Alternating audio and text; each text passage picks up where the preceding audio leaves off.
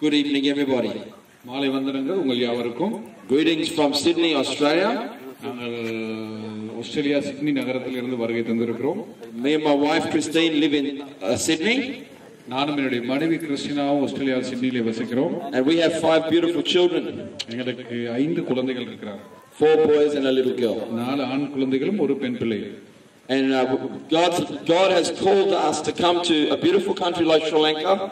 தேவன் எங்களை இந்த அழகான உங்களுடைய தேசத்துக்கு எங்களை அழைத்து வந்திருக்கிறார். To speak to you and let you know about the good news.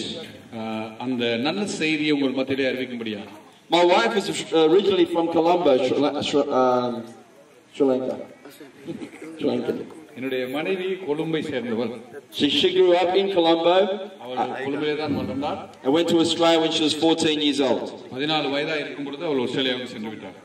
And so we have some understanding of connecting with Sri Lankans because of my wife. I have grown in understanding the culture of Sri Lankans. அதனால் அவள் இலங்கை சேர்ந்தவளா இருக்கிறபடினால் இலங்கையின் கலாச்சாரம் இலங்கையுடைய மக்களுடைய வாழ்க்கையை குறித்து அவளுக்கு தெரியும். I understand a little bit of it. கொஞ்சம் தெரியும். It's beautiful culture. I love the food.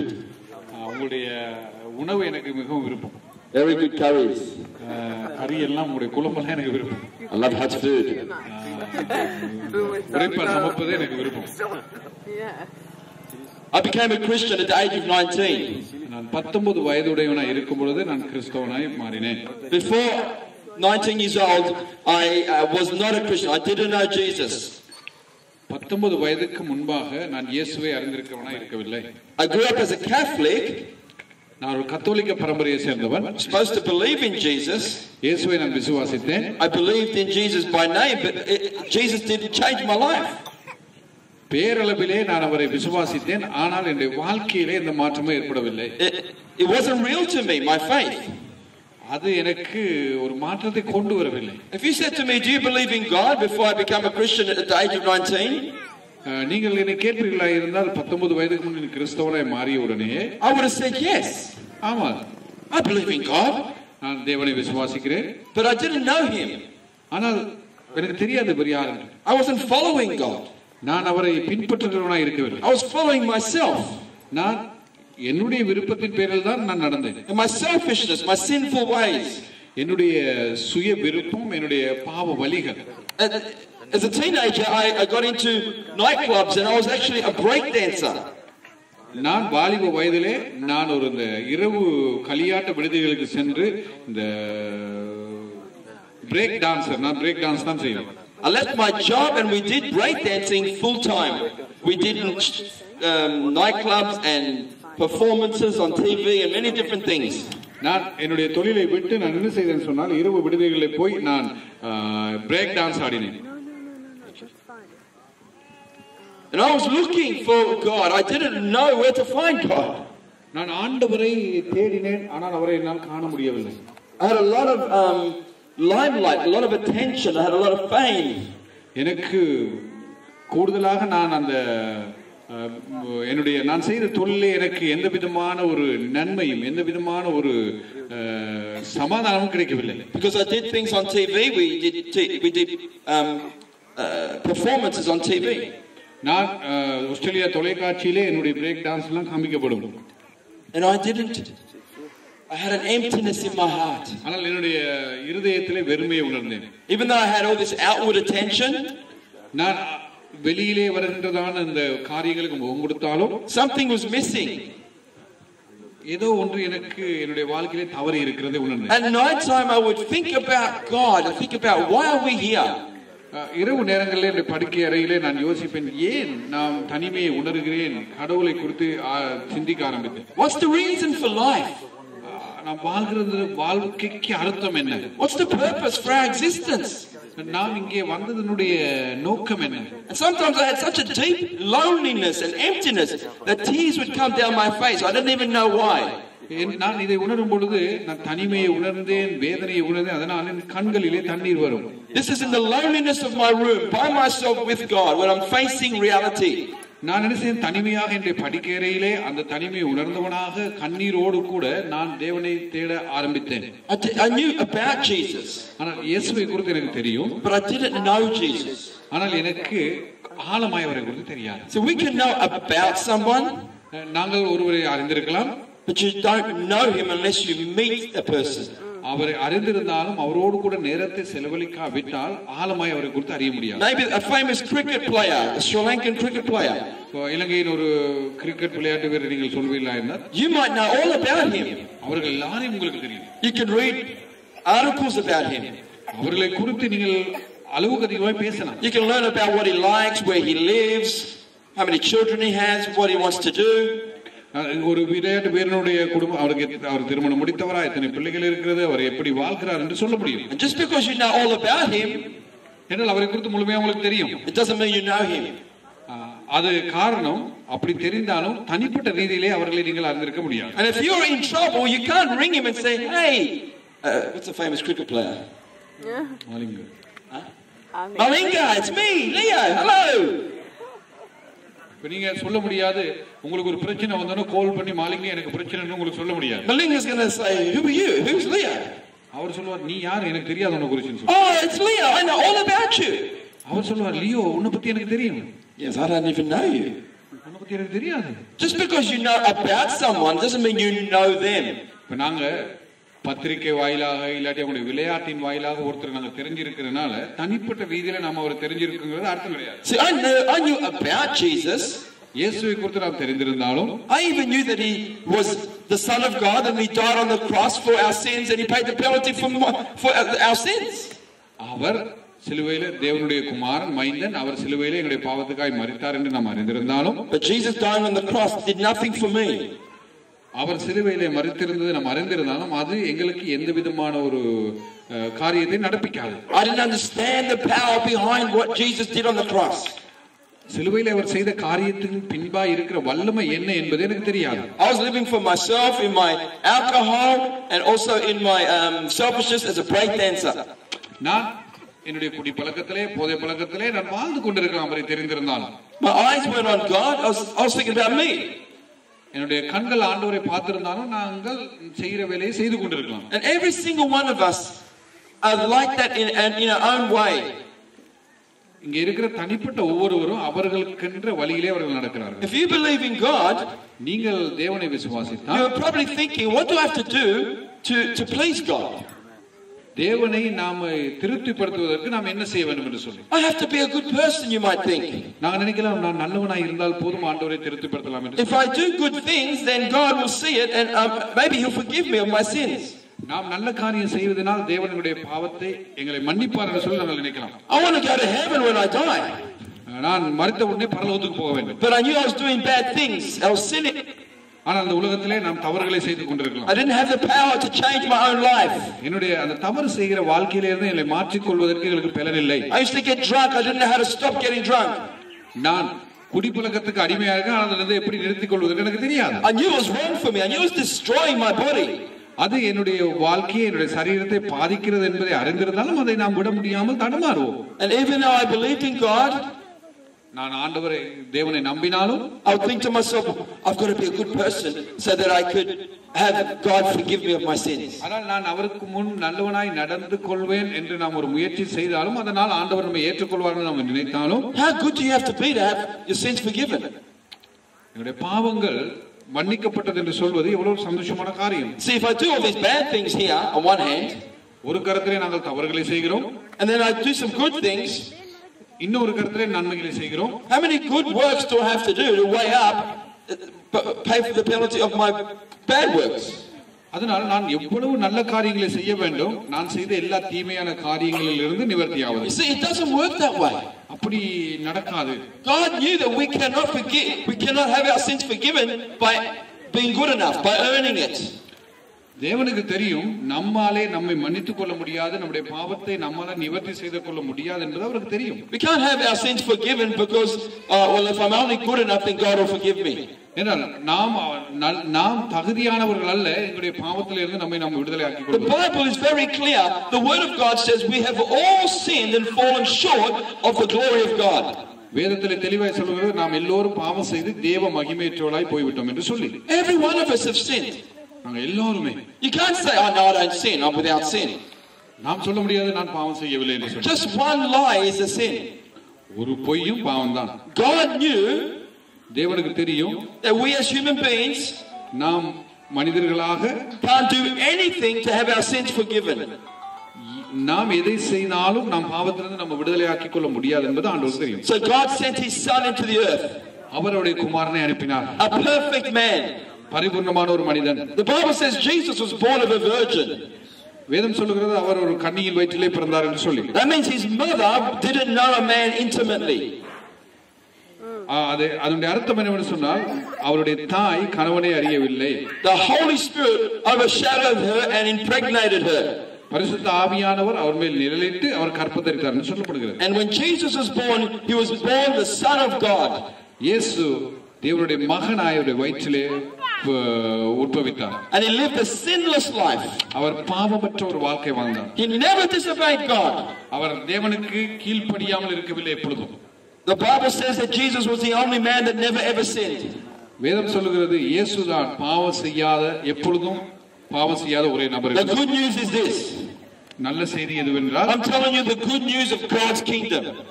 தேவனுடைய ராஜ்யம் தான் நல்ல செய்தி. God's kingdom is near tonight. இந்த ராத்திரி வேளையிலே தேவனுடைய ராஜ்யம் நம்ம அருகிலே இருக்கு. If you believe the message I'm giving you, உங்களுக்கு கொடுக்கிற இந்த செய்தியை நீங்கள் விசுவாசித்தால் you can enter into the kingdom of God today.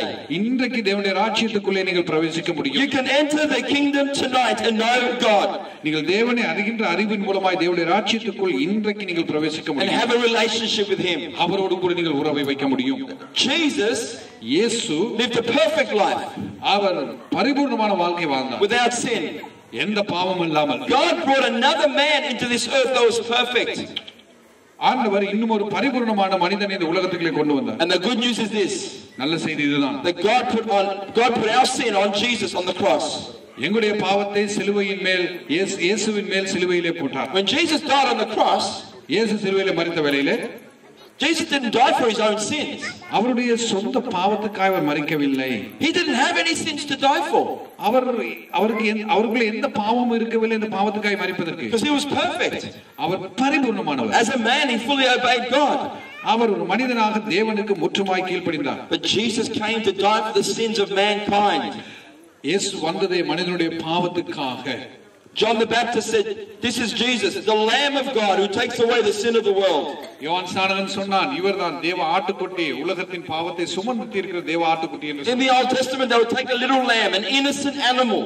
பழைய ஏற்பாட்டு காலத்தில் ஒரு ஆட்டுக்குட்டி எடுத்து என்ன செய்ய பலியிடுவார். Who did nothing wrong. அது எந்த பாவம் செய்யவில்லை. They would speak the sins of the children of God over this animal, speak it out to it.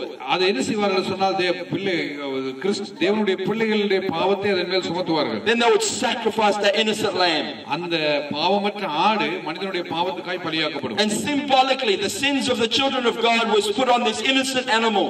அது தேவனுடைய மக்களுடைய பாவமானது பாவத்துக்கு அடையாளமாக அந்த ஆடுகள் என்ன செய்யப்படுகிறது. The innocent lamb represented Christ, the innocent man. அந்த பாவமற்ற ஆடு ஆனது இயேசுவுக்கு அடையாளப்படுத்தப்படுகிறது. That's why John the Baptist said Jesus Christ was the Lamb of God who takes away the sin of the world. அதனால தான் யோவான் ஸ்நானகன் சொன்னான், உலகத்தின் பாவத்தை சுமந்து தீர்க்கிற தேவ ஆட்டுக்குட்டி கிறிஸ்து என்று சொன்னான். It's good news when you believe with all your heart that all our sin was put upon Christ when he died on the cross. உங்களுடைய முழு உள்ளத்திலே இந்த உண்மையான செய்தியை நீங்கள் விசுவாசிப்பீர்களால் கிறிஸ்து எங்களுடைய பாவங்களை ஏற்றுக்கொண்டு சிலுவையிலே மரித்தார் என்று சொல்லி Our sin, our sickness, our disease, the curse of man was put upon Christ. எங்களுடைய வியாதி, எங்களுடைய சாபம், எங்களுடைய பாவம் எல்லாம் கிறிஸ்துவின் மேல் சுமத்தப்பட்டிருக்கிறது. If you are living under the bondage of sin, you don't have to anymore. நீங்கள் பாவத்தின் அடிமைத்தனத்திலே வாழ்வீர்களாய் இருந்தால், if you have oppression of the mind and torment of the mind, you don't have to live like that. நீங்க உங்களுடைய மனதிலே குழப்பத்தோடு கூட உங்களுடைய மனதிலே அச்சத்தோடு கூட நீங்கள் வாழ்வீங்கன்னா அப்படி வாழ வேண்டிய அவசியம் இல்லை. If you feel like you're in a prison, a spiritual cell, நீங்கள் உங்களுடைய வாழ்க்கையை ஒரு ஆவிக்குரிய சிறைக்குள்ளே வாழ்வதை போல் நீங்கள் உணர்வீர்களா? You feel like you're a slave, you're bound up with chains. நீங்கள் ஒரு அடிமையா இருக்கிற உணர்வு உங்களுக்கு இருக்குமா இருந்தால் God wants to tell you tonight. இன்றைக்கு ராத்திரி வேளை ஆண்டவர் உங்களை விடுதலை. The prison door is open. இன்றைக்கு அந்த அடிமைத்தனத்தின் சிறை கதவுகள் திறக்கிறது. Because the debt towards mankind was put upon Christ. என்றால் நம்ம மேல் வந்த தண்டனையானது கிறிஸ்துவில் போடப்பட்டிருக்கிறது. The Bible says this about Jesus. வேதம் சொல்கிறது இயேசுவின் மேல். That Jesus who knew no sin. அவர் பாவம் செய்யவில்லை. He became sin on the cross. அவர் சிலுவையிலே பாவமாய் மரித்தார். He never committed sin. அவர் பாவத்துக்கு தன்னை ஒப்புக் கொடுக்கவில்லை. But he became sin. அவர் பாவமாய் வந்தார். So when he was on the cross, அவர் சிலுவையிலே இருந்த வேளையிலே, and they put these nails in his hands, அவருடைய ஆணிகளால் அவரை அடித்தார்கள். they had already whipped him 39 lashes on his back. 39 கசையடிகள் பட்டார். He was bleeding. இரத்தம் கசிந்தது. Had a crown of thorns on his head. முள்முடி அவருக்கு அணிந்தார்கள்.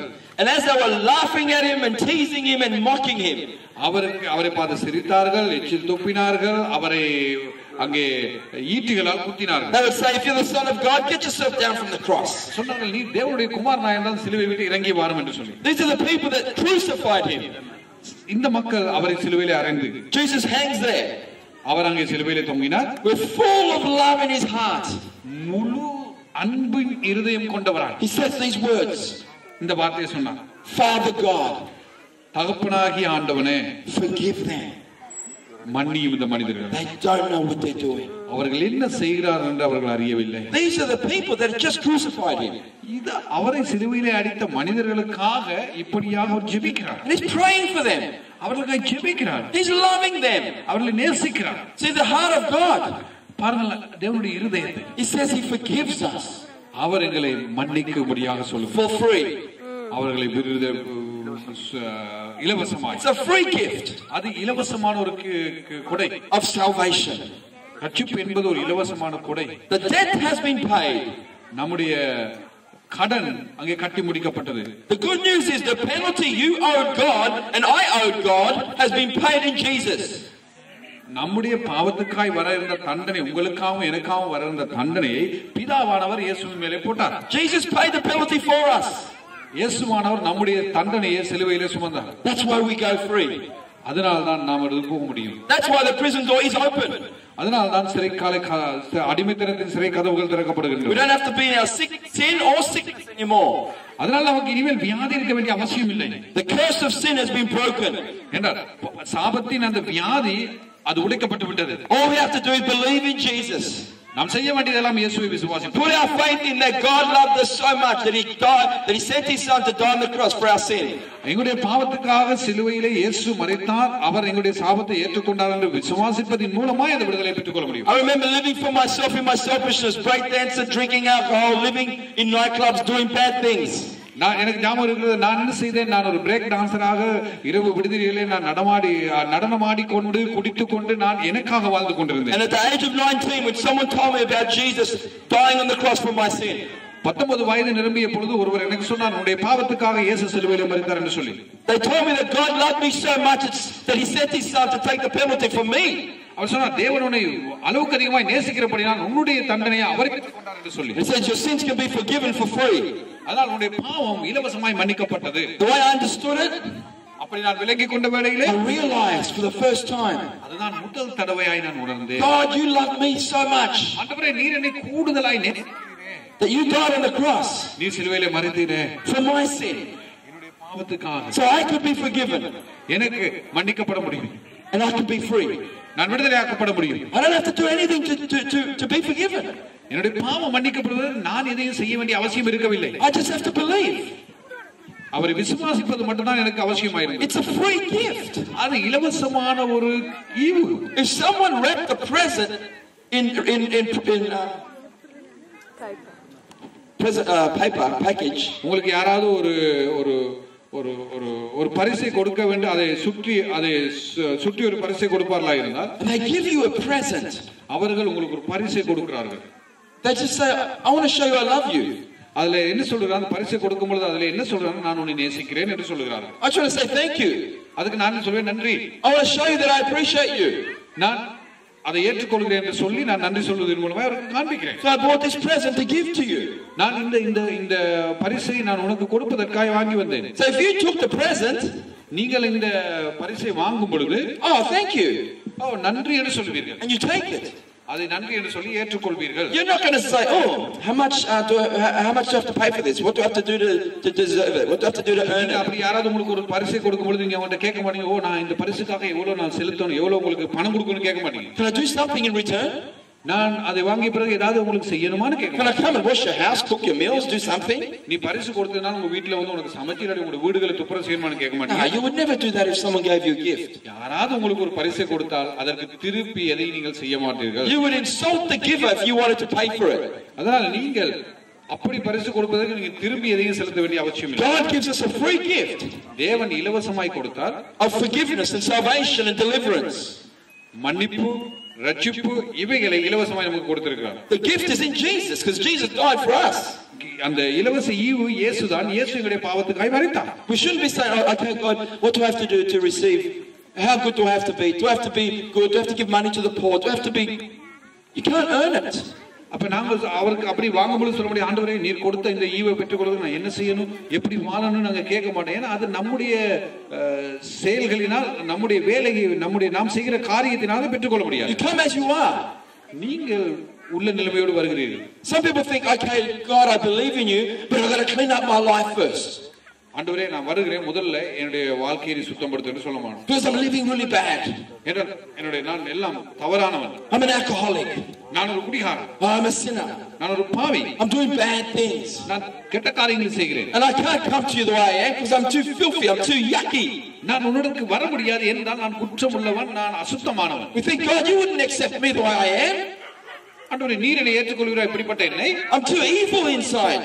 நான் உள்ளுக்கு அசுத்தங்கள் நிறைந்தவன். So we think we've got to clean up ourselves. நாம் நினைக்கிறோம் நம்மாகவே நம்மை சுத்திகரித்துக் கொள்வதற்கு in our own strength எங்களுடைய பலத்தினால் to go to God.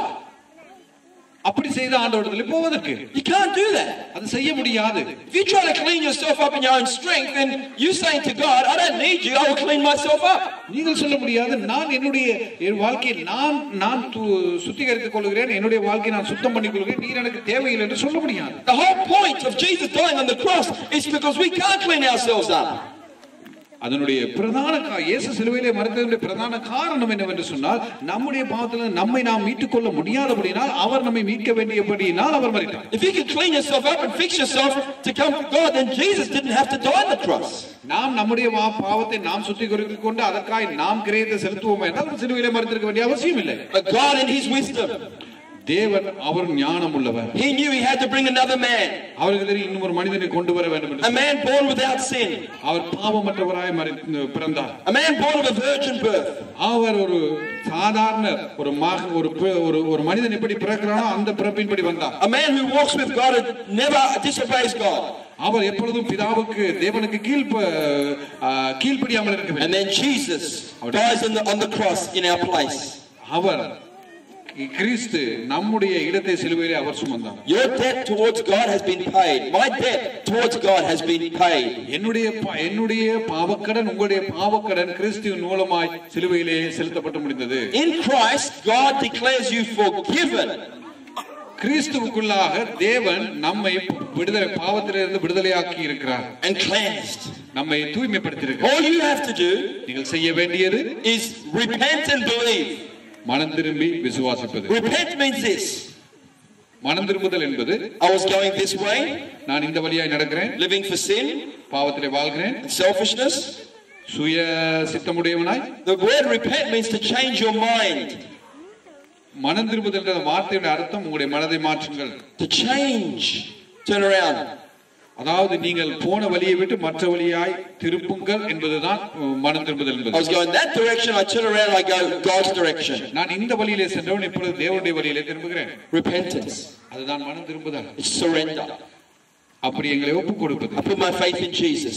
நான் என்னுடைய விசுவாசத்தை கிறிஸ்துவிலே வைக்கிறேன். He died on the cross for my sins. அவர் சிலுவையிலே என்னுடைய பாவத்துக்காக. It's good news. அதுதான் நல்ல செய்தி. You see, there are thousands of religions in the world. உலகத்திலே अनेक மதங்கள் இருக்கின்றன. Can all the religions be right? எல்லாம் சரியா இருக்கின்றன. Jesus said these words. ஆண்டவர் சொன்னார் இப்படி. I am the way.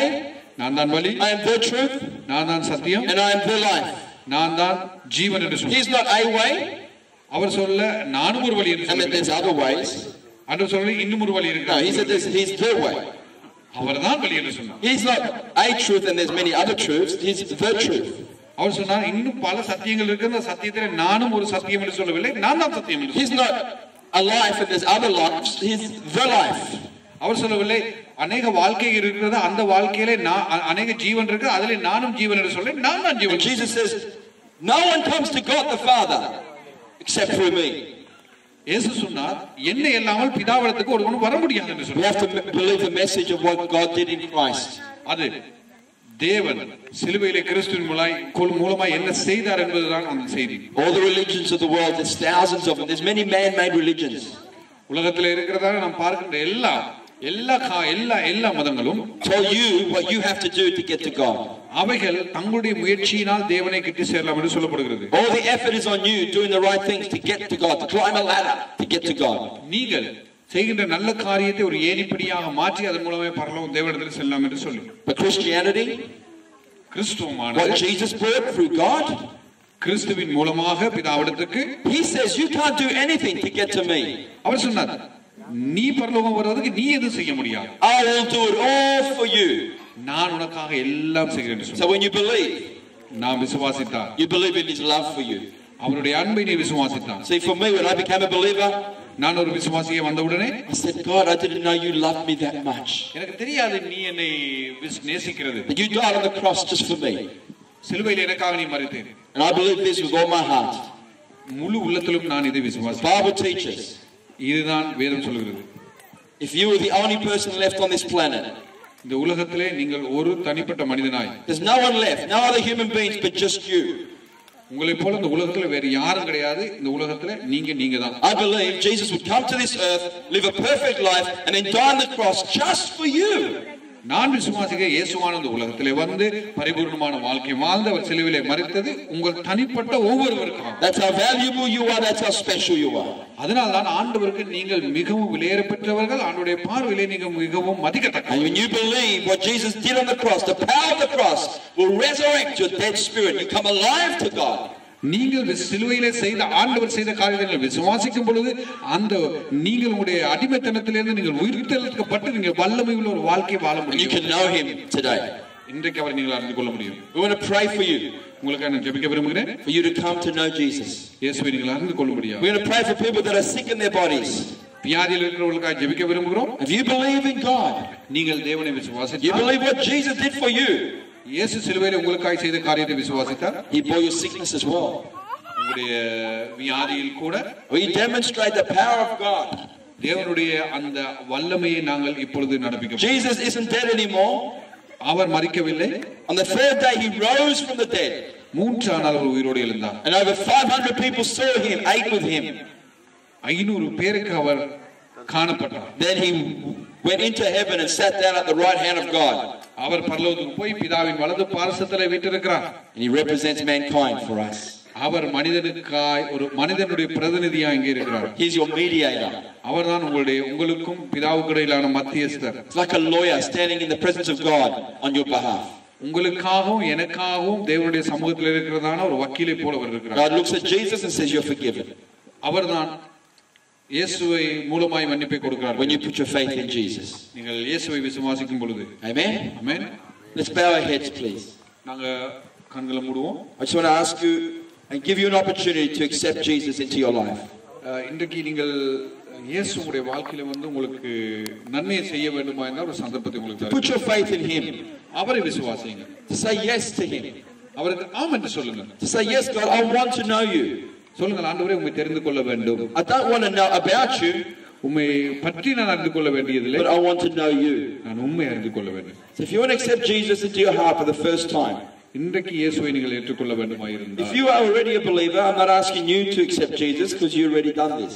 நீங்கள் கிறிஸ்துவை ஏற்றுக்கொண்டவர்களாக இருந்தால் நீங்கள் செய்ய வேண்டிய அவசியம் இல்லை. But if you never done this before, இதுக்கு முன் நீங்கள் செய்யாவிட்டால், or you once walked with Jesus but you fell away, நீங்கள் ஆண்டவரை பின்பற்றுவர்களாய் மாற வேண்டுமாயிருந்தால், I want to ask you right now. இப்பொழுது உங்களை கேட்டுக்கொள்கிறேன். Say, Leo, please pray for me. என்னோடு சேர்ந்து ஜெபியுங்கள். Just slip your hand up. I'm going to pray for you to accept Jesus. உங்களுடைய கரங்களை உயர்த்தி காமியுங்கள். நான் உங்களுக்காக ஜெபிக்கிறேன். Say, yes, I want Jesus in my life. உங்களுடைய கையை உயர்த்தி காமிங்க. எனக்கு ஆண்டவர் வேண்டும், என்னுடைய வாழ்க்கையில் விடுதலை. It's a beautiful thing to do.